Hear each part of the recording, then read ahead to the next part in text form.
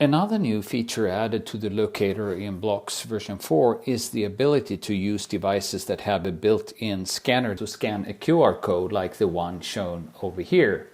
An example of such a device is this Zebra EC30 that has a little built-in camera in the front, and it has a couple of dedicated buttons. One of them can be used to scan the QR code and then feed that QR code into an application like Blocks.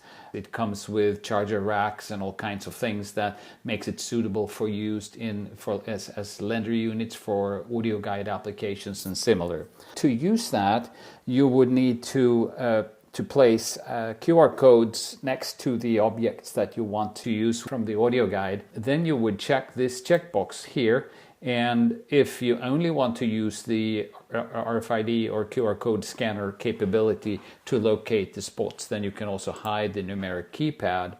And in this case, I just placed a text behind the locator in a composition, as you can see over here.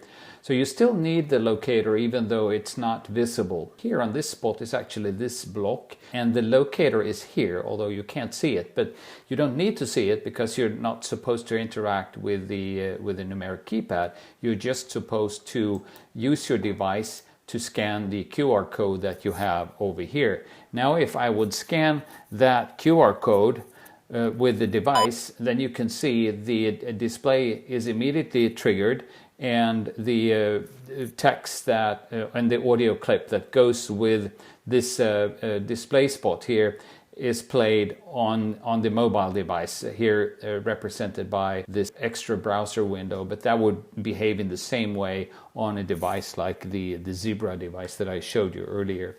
Going to another spot, and you recognize these from the previous video, you can see here we have some more details that we want to present about this the object at this location.